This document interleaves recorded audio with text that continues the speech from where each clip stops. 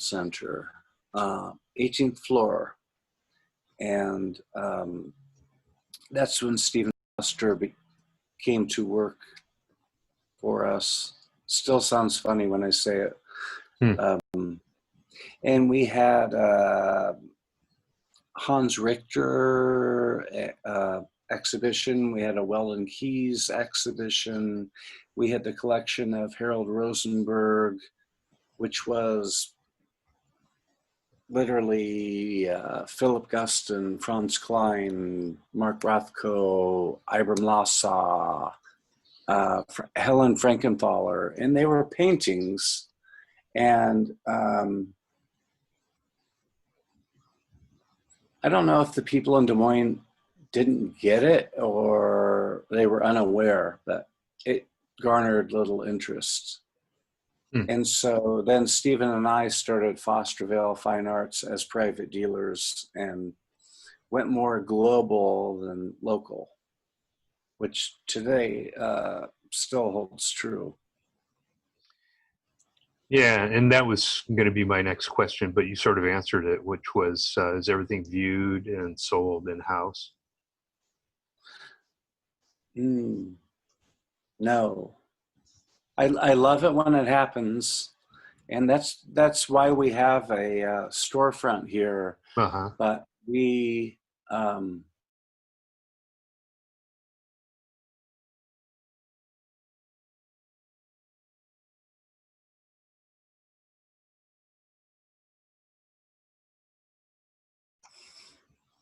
Okay, hi everyone. I'm Dan Troxel, and you've joined us for another Art Week TV Arts interview. And today I've got Stephen Vail, gallery owner, appraiser, and art dealer.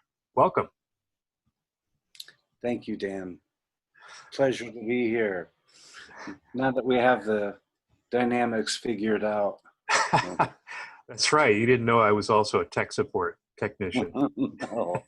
But I know who I'll be calling from now on. Oh my God, I'm going to unlist my number. So Steve, you were a finance major at Drake. How did you ever end up as an art dealer?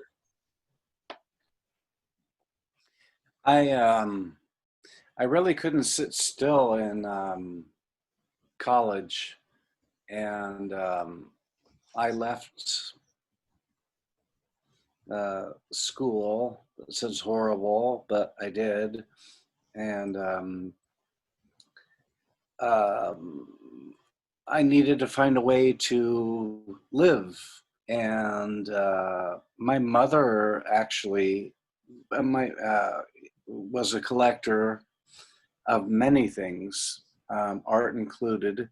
And I decided that to get by week, I'm 50 years old now, but back then I was obviously college age.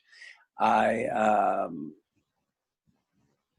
bought a few pieces of art and sold a few pieces of art, and it just sort of spiraled out of control over the years. That's okay. So that's interesting. So your mom was a collector, but how did you avoid the collecting bug, as it were? I mean, you bought art that you probably thought was, or I'm going to guess you thought was, beautiful or valuable. Was it hard to let go? Oh, it still is, actually. I mean, if I picked my camera up and moved it around the room, you would see that it's full of my precious objects. Anywhere from Norman Bloom to Luther Utterback to Andrew Spence to Judith Shea, and the other room is Michael Mulhern. And it really is difficult to let things go. It really is. But those are the works I actually seek because those are the works I like to offer. And they are yours for the time that you have them. So well, I like to think so. Yeah. Interesting. So, and I also understand you have a degree in Dadaism. Tell me about that. I do. I have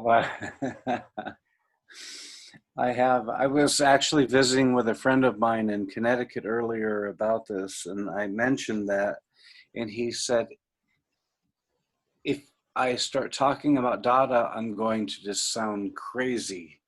I mean, as far as the movement, but it's an honorary degree, and it's from the University of Iowa.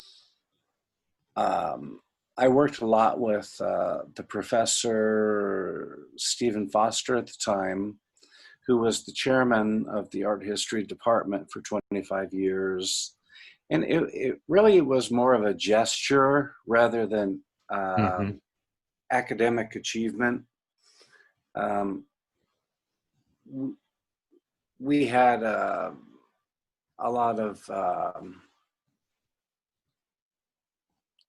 I don't know, back and forth as far as information exchange.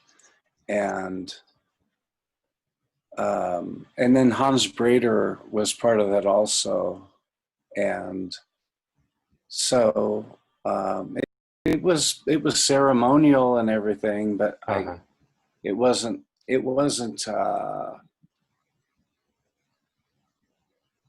I don't know. When was Again, it that? was more of a gesture than it was an honor bestowed upon me. But So when did you receive that? Just recently, or? actually, we lost Stephen Foster probably a year and a half ago, Mhm. but it was probably 10 years ago or a little bit more. And then Hans Brader passed away um, probably 2 years ago. But I had a lot of involvement in the Data Archive and working with Stephen Foster and working with Hans, and I That guess must have. it was my pat on the back. So that must have been a tremendous opportunity to be so immersed right in the midst of it. Hmm. Yes, I would not be where. If I'm anywhere today, I wouldn't be here if it weren't for Stephen Foster. He again, he was the director or the chairman of the Department of Art History for 25 years at the University of Iowa. Then when he actually came to work for the gallery, Hmm. and then we started Fostervale Fine Arts, and then he pursued more of an academic perspective, and I was more of a dealer, and so we did split, but we talked every day and worked together. Hmm.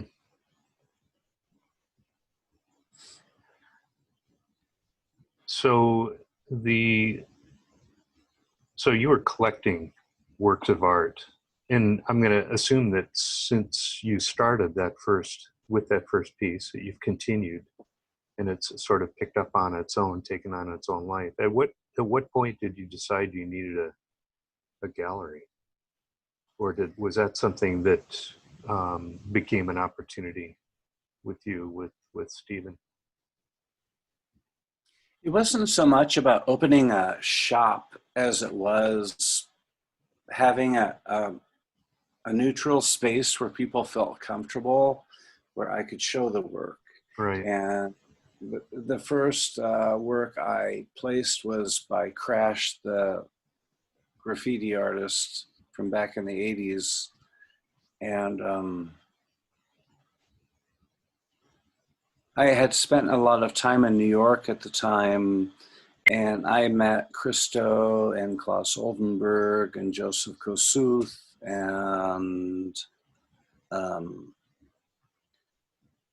many others. And I sort of, um, in my early 20s, existed there just by having their works on paper and selling them to people. And when I came back here, I thought the same principle would apply. And I asked Davis Sanders, former president of RDG in Des Moines. He owned a building on Southwest 5th, if he would build me a gallery. And I never thought he would say yes. I was just kind of poking at him. And he said, let me talk to my wife and I'll get back to you tomorrow. And I got that phone. I got the phone call the next day, and he said, "We have a deal." Jeez. And so we began bringing in the work there. And there weren't a lot of, there still are not a lot of, but fine art galleries at the time. And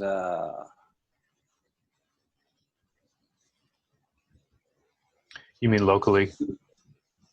mm-hmm. Or even regionally, we were bringing in work. Wow. But it was a smaller space. It was just a wide open space. And we were there for probably 8 years.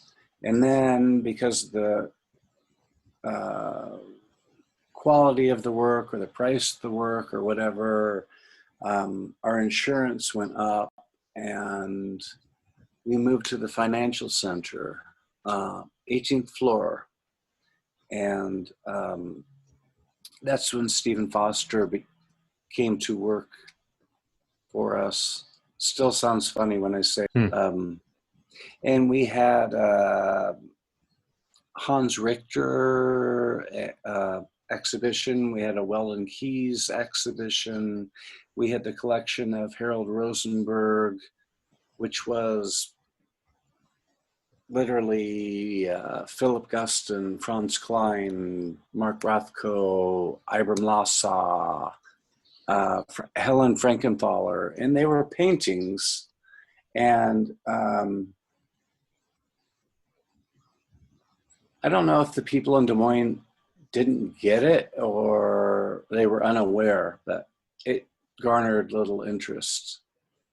And so then Stephen and I started Fosterville Fine Arts as private dealers and went more global than local, which today still holds true.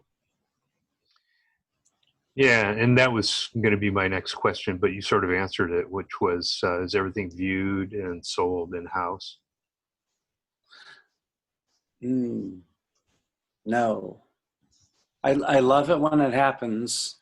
And that's why we have a storefront here. But we, I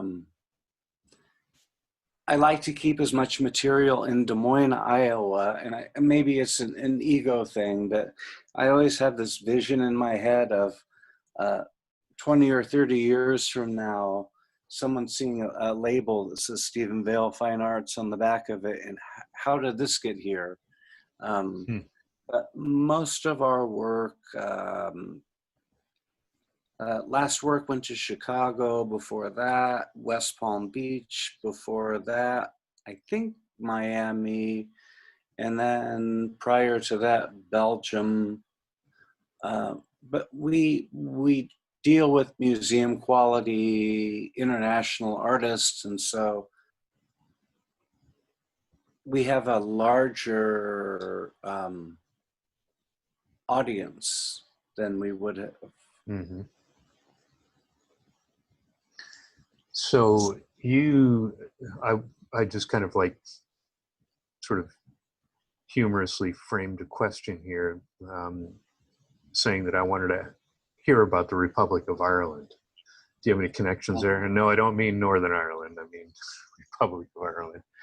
So, the Dublin? In Dublin, yeah, where the Guinness always flows at 52 degrees. We do represent an artist named Mazer, who is Irish. We represent Mark Francis, who was born in Ireland but lives in England now. Mm-hmm. But our publicist has moved to Ireland, but we represent Chelsea Jacobs, Oh, who recently moved there. right. And so it's really interesting to see how the transition from her working here, living and working here versus there, and especially in this political climate. And she definitely has a political opinion to her work. Mm-hmm. But we don't have a gallery there. I mean, we have a very small client list there, but we have a very small client list in several different countries, so it all adds up. Uh-huh. So how do you decide upon a particular artist for representation? Is it just in the middle of your interest genre, which I think you said is mid-century American art, Mm-hmm. or are there other factors that you consider for something? I feel like no matter the gallery, it sort of is the director or the owner. It's their personality and where they've traveled, what they have seen. And we're a little bit different than people in Des Moines because I've gone different places and I've seen different material. I mean, John Armletter from Switzerland would be a great example. And my basis, I would say, would be mid-century American. It could be Ugo Rondinoni. It could be wherever I. So really, it's what you appreciate Mm-hmm. that determines And your I choice. think that I feel like that's true about any gallery owner. It's where they've been, what they've seen, and what they appreciate, and what they want people to see and experience. So if there's a collector out there that knows the kind of art that you have in stock, I'll call it in stock. That might not be the right term, but would they know to call Stephen Vale because of that particular genre that they're interested in, and you have it? Ironically, less in Des Moines than nationally or internationally. We do more business from coast to coast, or even in larger metropolitan cities in the United States, or through Europe, or even China or Latin America, than we do in our own hometown. But we hope to change that, actually, and that's why we have a big 6-foot LED sign. We want people to feel comfortable and come on in, but most of our business is conducted, it seems, outside the state. Uh-huh.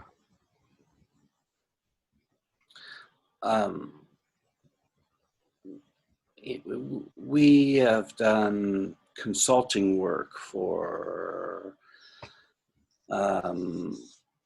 Principal Financial, American Republic Insurance. I mean, the companies in Des Moines that are known to have significant collections, but as far as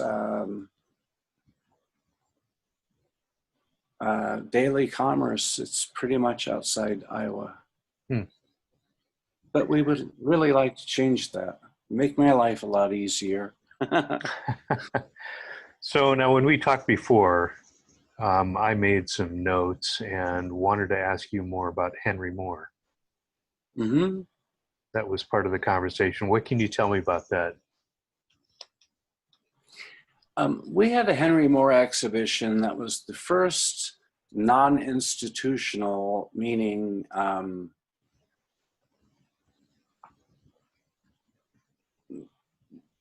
not in a museum exhibition.